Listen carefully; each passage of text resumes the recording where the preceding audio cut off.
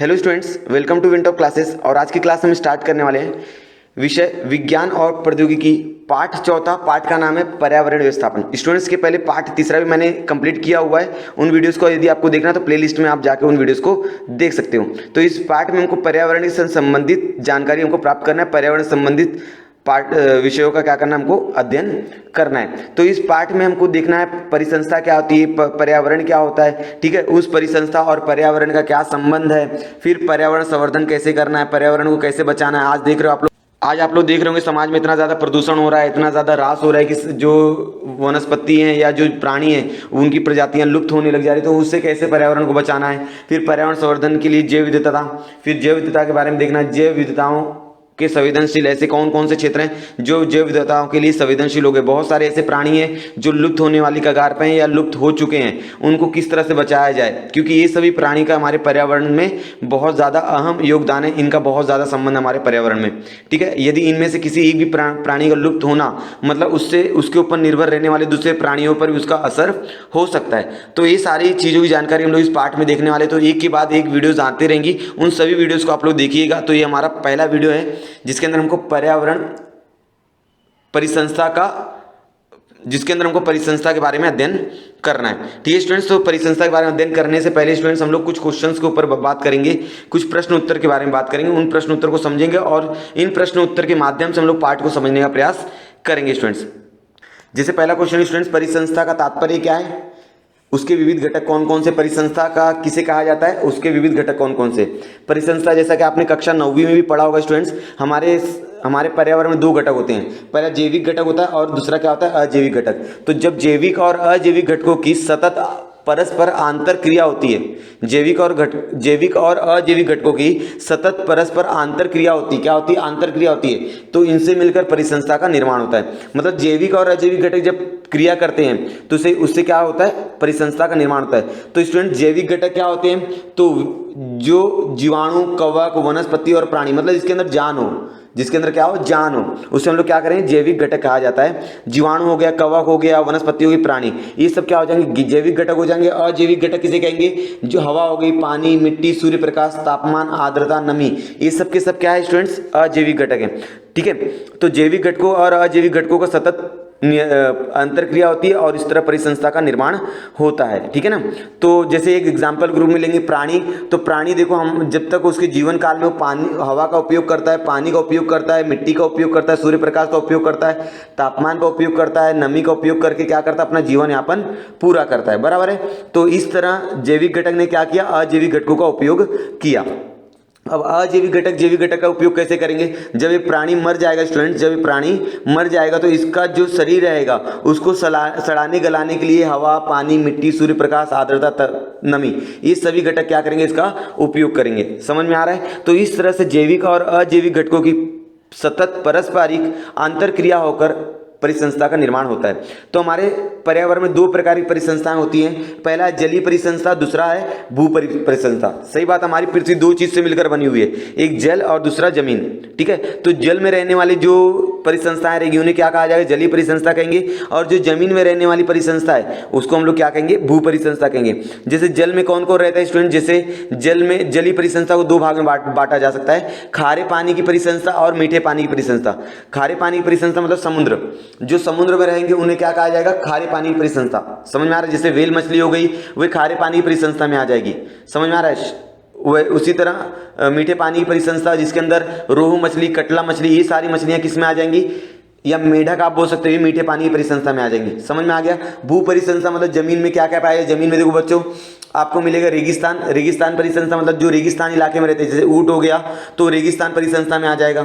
उसके बाद जंगल परिसंस्था मतलब जो जानवर जंगल में रहते हैं उनको जंगल परिसंस्था आ जाएगी, ठीक है। इस तरह से परिसंस्थाओं के अलग अलग प्रकार हैं। मुख्य दो प्रकार है, जलीय परिसंस्था और भू परिसंस्था। आगे चलकर इनके कई उप प्रकार बनाए गए हैं, जैसे मरुस्थल परिसंस्था, जंगल परिसंस्था, सागर, मीठे पानी की परिसंस्था आदि परिसंस्थाओं के प्रकार बताए गए हैं, ठीक है। परिसंस्था मतलब समझ में आ गया होगा, जैविक और अजैविक घटकों की आंतर क्रिया होकर जो पर्यावरण निर्माण होता है उसे क्या कहा जाता है, परिसंस्था कही जाती है, ठीक है स्टूडेंट्स। यहां तक समझा है क्या। तो चलिए अब आगे बढ़ते हैं। अगला क्वेश्चन स्टूडेंट, भक्षकों के प्रकार बताइए। भक्षक मतलब उपभोक्ता, जो किसी दूसरे भक्ष को खाता है, मतलब समझ लो क्या है, घास है, तो घास को कौन खाता है स्टूडेंट्स, तो घास को खाता है गाय या खरगोश, तो क्या हो गए, भक्षक हो गए, क्योंकि इसका क्या करें, भक्षण कर रहे हैं, इसको क्या करें, खा रहे हैं।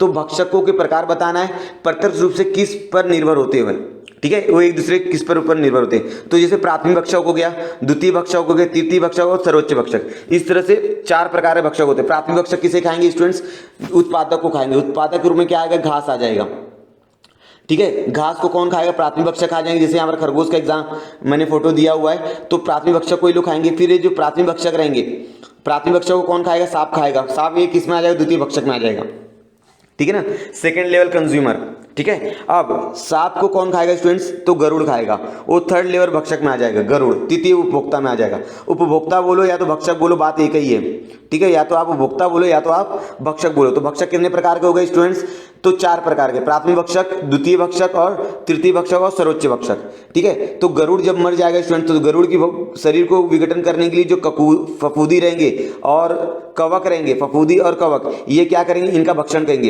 एक फफूदी और कवक को मृतोपजीवी कहा जाता है स्टूडेंट्स, क्या कहा जाता है, मृतोपजीवी कहते हैं, क्योंकि ये मरे हुए जानवरों को खाते हैं, ये मरे हुए वनस्पति, मरे हुए जानवरों और मरे हुए प्राणियों को ये लोग क्या करते हैं, भक्षण करते हैं। इस प्रकार हमारे समाज में, हमारे पर्यावरण में परिसंस्था का संतुलन क्या होता है, बना रहता है, ठीक है।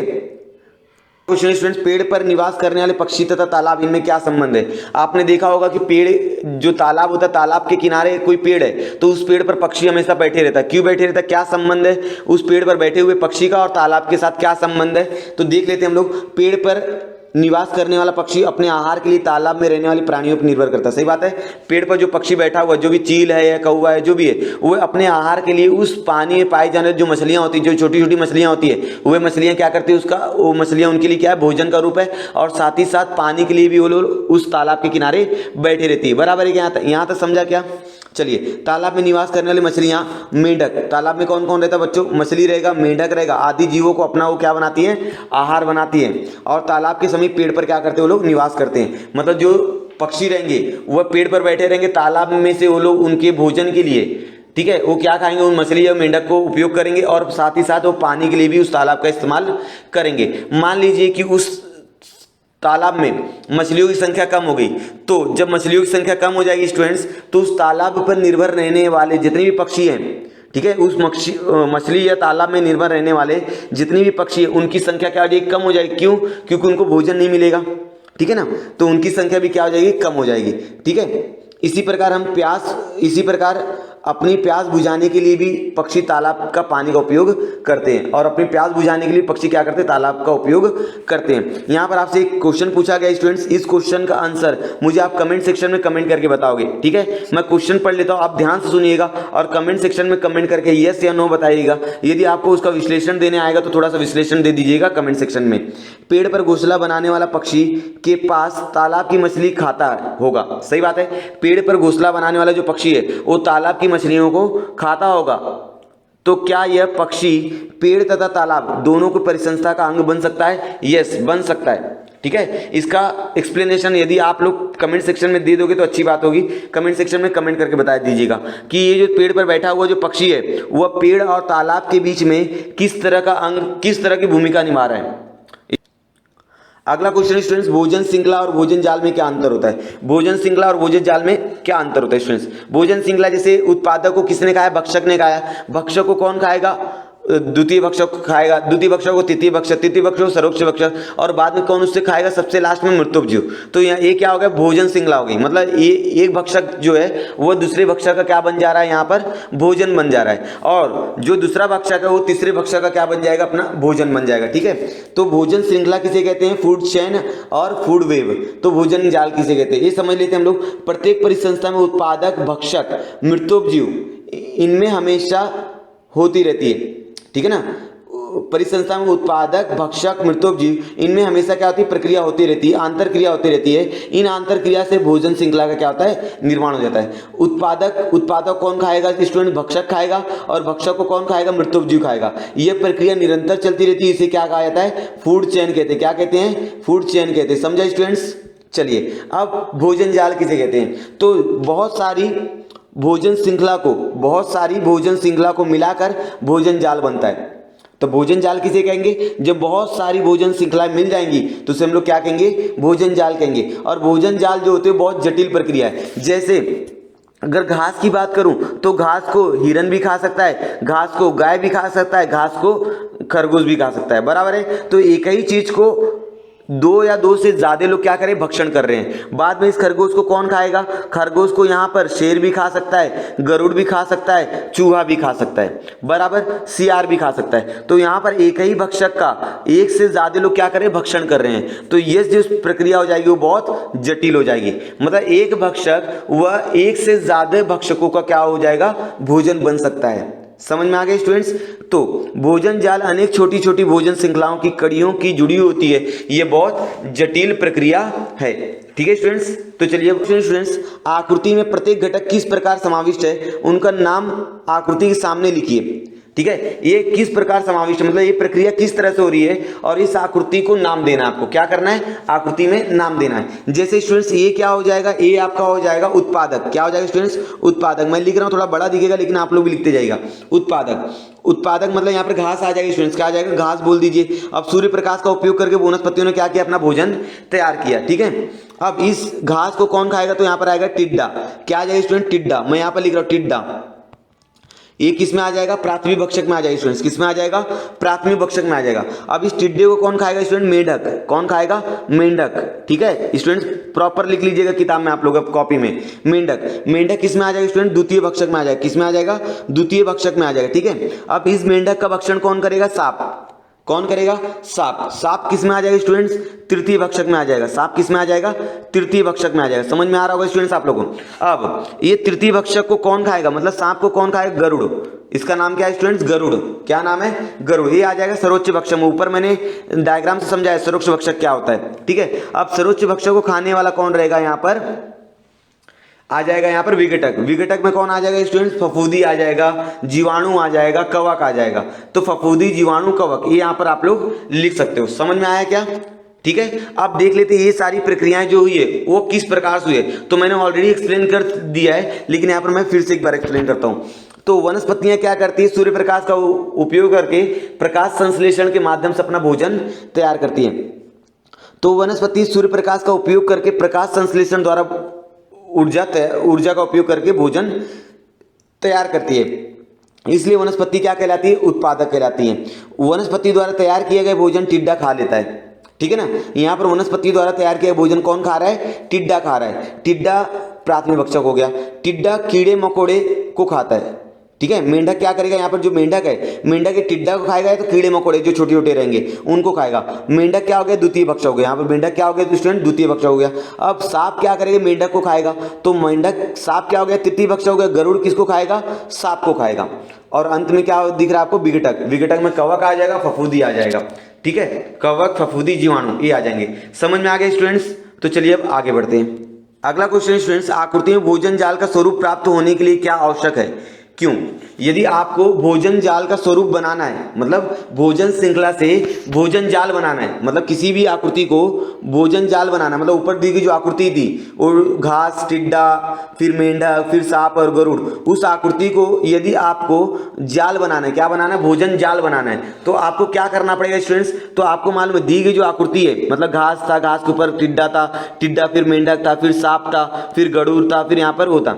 तो अगर इस आकृति को आपको जाल बनाना है तो इसी तरह की बहुत सारी भोजन श्रृंखला जो आप मिला दोगे, बहुत सारी भोजन श्रृंखला आप मिला दोगे तो क्या बन जाएगा? भोजन जाल बन जाएगा। समझ में आ रहा है? तो इन भोजन श्रृंखलाओं का क्या करना पड़ेगा? आंतर क्रिया करना पड़ेगा। क्या करना पड़ेगा स्टूडेंट्स?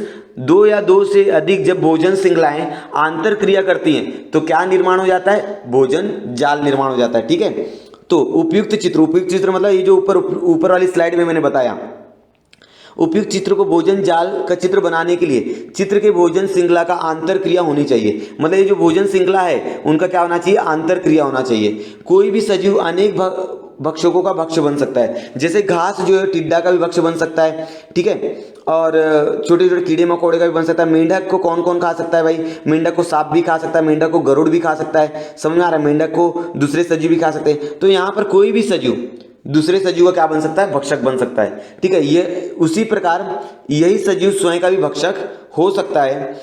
मेंढक विविध प्रकार का कीटक खाता है। सही बात है, मेंढक अलग अलग प्रकार के कीटक खाता है। मेंढक को कौन खाएगा? सांप खा सकता है, गरुड़ खा सकता है। तो देख रहे हो आप लोग, मेंढक को दो जन यहाँ पर खा रहे हैं, ठीक है, खा सकते हैं। यह चित्र ऐसी आंतर क्रिया दर्शाई जाए तो, यदि इस चित्र में ऐसी आंतर क्रिया दर्शाई जाए तो ये चित्र क्या बन जाएगा? भोजन जाल बन जाएगा। समझ में आ रहा है? जब भोजन श्रृंखला में एक या एक से ज्यादा भक्षकों का दूसरे भक्षक क्या करेंगे? भक्षण करेंगे, ठीक है, तो उस भोजन श्रृंखला का निर्माण किसमें हो जाएगा? भोजन जाल में हो जाएगा। समझ में आया यहाँ तक स्टूडेंट्स? तो चलिए अब आगे देखते हैं। टॉपिक स्टूडेंट्स, परिसंस्था किसे कहते हैं? जैसे कि परिसंस्था की परिभाषा मैंने बता दिया कि जैविक और अजैविक घटकों की जब आंतर क्रिया होती है तो परिसंस्था का क्या होता है? निर्माण होता है। तो जैविक घटक आप लिख सकते हो, जैविक घटक में क्या आएगा? वनस्पति आ जाएगा, जीवाणु आ जाएगा और प्राणी आ जाएंगे। अजैविक घटक में क्या आएगा? हवा, पानी, आर्द्रता, तापमान, नमी, ये किस में आ जाएंगे? अजैविक घटक में आ जाएंगे, बराबर है। तो हिरण, भेड़, बकरी, गाय, भैंस, ऊंट आदि शाकाहारी प्राणी है। आदि क्या है स्टूडेंट्स? शाकाहारी प्राणी है। इन वनस्पतियों को खाकर अपना जीवन यापन करते हैं। जो हिरन हो गया, भेड़ हो गया, ये शाकाहारी प्राणी है। ये किसको खाते हैं? वनस्पतियों खा के क्या करते हैं? अपना जीवन यापन करते हैं, बराबर है। अब इनको कौन खाएगा? शाकाहारी प्राणियों कौन खाएंगे? तो शाकाहारी प्राणियों खाने वाला कौन रहेगा? मांसाहारी प्राणी रहेगा। मांसाहारी प्राणी में क्या आ जाएगा? आपका बाघ आ जाएगा, फिर सियार आ जाएगा, ठीक है ना। ये सारी चीजें किस में आ जाएंगी? ये सारे प्राणी किसके अंदर आ जाएंगे? मांसाहारी प्राणियों में आ जाएंगे। शाकाहारी प्राणी का नियंत्रण रखने का कार्य, नियंत्रण रखने का कार्य कौन करेगा? बाघ करेगा, या तो सिंह करेगा, या तो आप बोल सकते हो सियार भी बोल सकते हो यहाँ पर, ठीक है। प्रकृति में पाए जाने विघटक, जीवाणु, दीमक। दीमक आपको मालूम है, लकड़ी में जो दीमक लग जाता है, गोबर में कीड़े पाए जाते हैं। ये जो जीवाणु हो गए, दीमक हो गए, गोबर के कीड़े हो गए, ये सब क्या करेंगे? इन मांसाहारी जब प्राणी मर जाएंगे तो इनका विघटन करने का काम ये लोग करेंगे। इसलिए इनको, इनका क्या नाम रखा गया है? सफाई कर्मचारी रखा गया है, सफाई कर्मी नाम रखा गया है, ठीक है। यदि किसी ने पूछा सफाई कर्मी किसे कहते हैं, तो जो मांसाहारी प्राणी को मरने के बाद, मांसाहारी प्राणी जब मर जाते हैं तो उनके शरीर को सड़ाने और गलाने का काम जीवाणु, दीमक और गोबर के कीड़े, या तो आप बोल सकते कवक, फफूंदी, ये लोग करते हैं। तो इन्हें क्या कहा जाता है? सफाई कर्मी कहा जाता है। तो मान लीजिए स्टूडेंट, यदि ये सफाई कर्मी न रहे, जीवाणु, दीमक और गोबर न रहे, तो क्या होगा? कोई भी जानवर मरेगा, कोई भी मांसाहारी प्राणी मरेगा, लेकिन उनका सड़न गलन नहीं होगा, तो वो क्या हो जाएंगे? उसी सतह पर क्या रहेंगे? वो पड़े रहेंगे।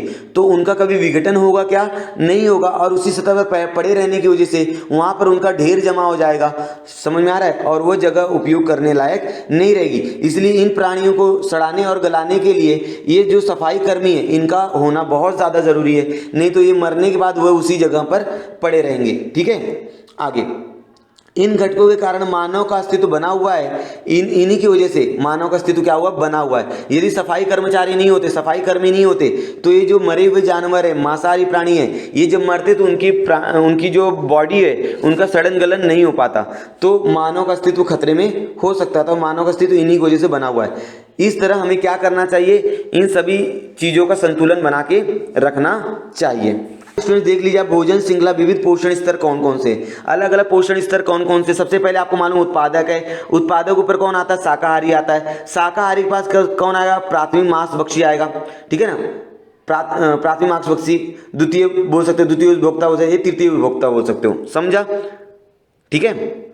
चलो, यहाँ पर आप लोग ऊर्जा भी देख सकते हो कि ऊर्जा की मात्रा जैसे जैसे हम लोग ऊपर जाएंगे वैसे वैसे ऊर्जा की मात्रा क्या होती है? कम होती है, क्योंकि हर एक लेवल पर, हर एक स्तर पर ऊर्जा का क्या होता है? उपयोग करता है। यहाँ पर घास ने जो भी ऊर्जा सूर्य प्रकाश से सूर्य की रोशनी लेकर जो भी उपयोगी घटक तैयार किए हैं, जो भी भोजन तैयार किया, उनमें से कुछ अपने वृद्धि और विकास के लिए करेगा, ठीक है। बाद में जब इनको खरगोश खाएंगे तो खरगोश क्या करेंगे? इनका उपयोग कुछ अपने वृद्धि और विकास के लिए करेंगे, और बाकी की ऊर्जा किसके अंदर चल जाएगी?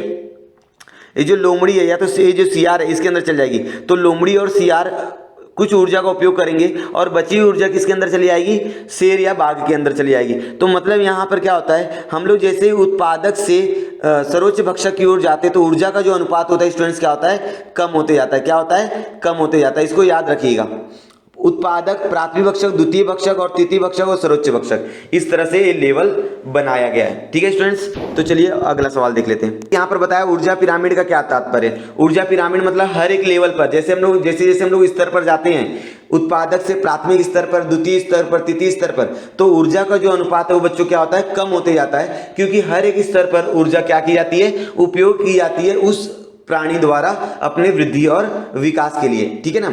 जैसे यहाँ पर वनस्पतियों में 100% ऊर्जा है तो इसमें 10% ऊर्जा बचेगी, फिर इसमें 1%, इसके अंदर 0.1%। तो यहाँ पर क्या हो रहा है, हर समय मतलब 10% ऊर्जा क्या हो रही है, कम हो जा रही है। समझ में आ गया क्या यहाँ तक?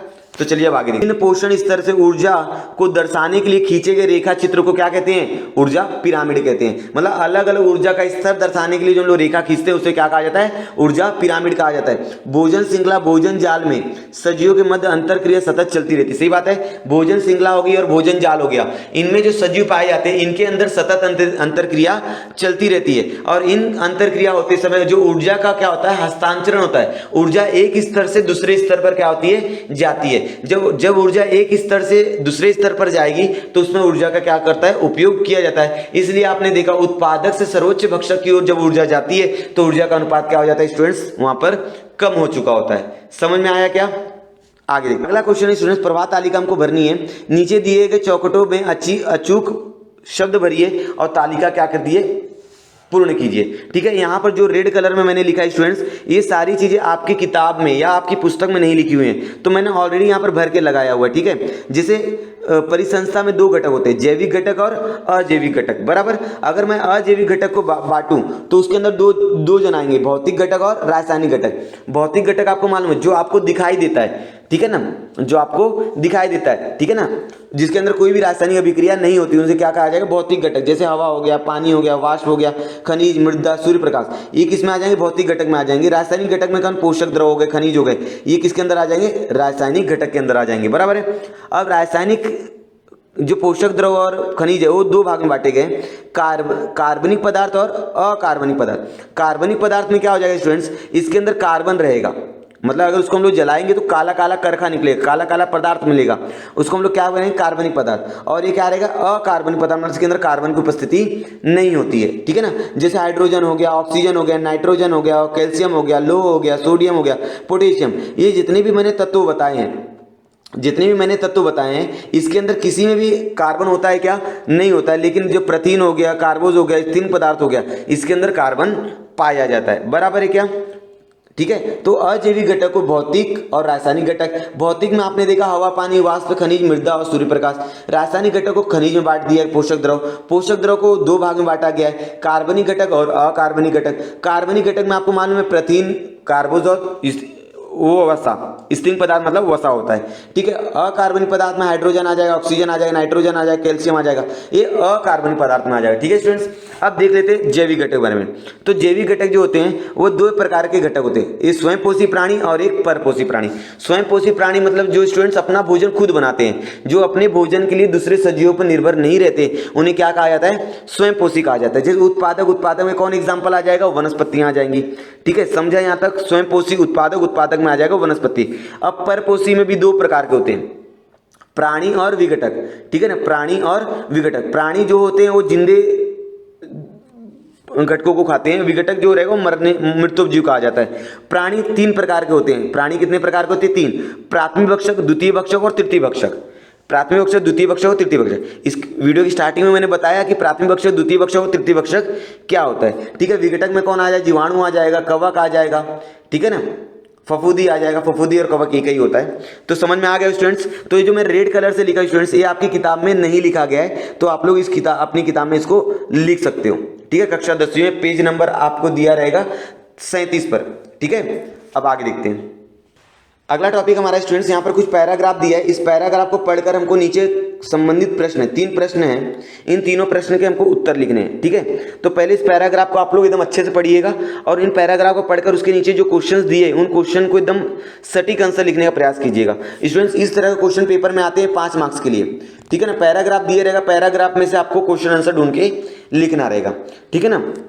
दक्षिण भारत में विभिन्न राज्यों में बड़े पैमाने पर धान की खेती की जाती है। दक्षिण भारत में तमिलनाडु हो गया, केरल हो गया, ठीक है ना, वहाँ पर धान की खेती की जाती है। वहाँ धान की फसलों पर भोजन के लिए बड़े पैमाने पर खन खजूरे आते हैं, ठीक है ना। वहाँ धान की फसल पर अपने भोजन के लिए क्या आते हैं, खन खजूर आता है, या तो टिड्डा बोल सकते हो आप लोग, ठीक है। खन खजूरे को हम लोग टिड्डा भी बोलते हैं। उसी प्रकार वहाँ के खेतों में कीचड़ में खन खजूरे का भक्ष के रूप में उपयोग करने के लिए मेंढक होते हैं। अब एक खन खजूरे को कौन खाएगा, मेंढक खाएगा। मतलब टिड्डा को कौन खाएगा स्टूडेंट, टिड्डा को मेंढक खाएगा ना। इसके पहले मैंने बताया स्टार्टिंग में ठीक है। तो धान की फसल को खाने के लिए कौन आएगा? टिड्डा आएगा। और टिड्डा को खाने के लिए कौन रहेगा? वहां पर मेंढक रहेगा।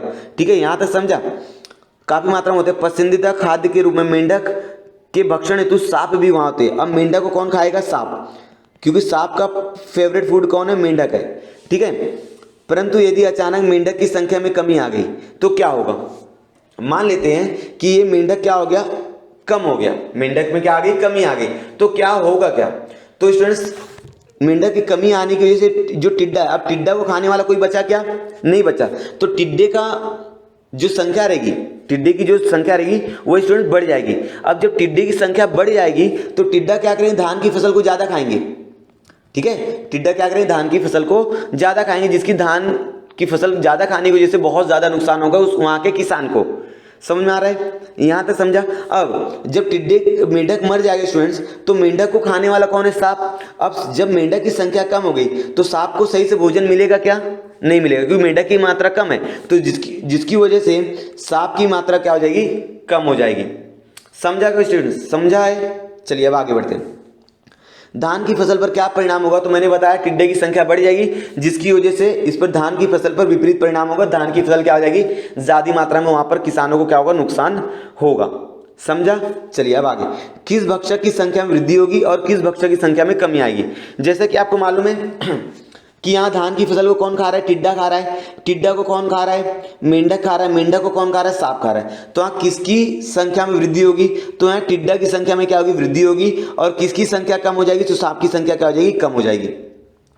ठीक है, समझा? तो इसको ही मैंने यहाँ पर लिख दिया है। भोजन श्रृंखला के रूप में बदलने में प्राकृतिक संतुलन बिगड़ जाता है। यदि आप भोजन श्रृंखला के स्वरूप को अगर आप बदल देते हो तो आपकी प्राकृतिक संतुलन क्या हो जाएगा? बिगड़ जाएगा।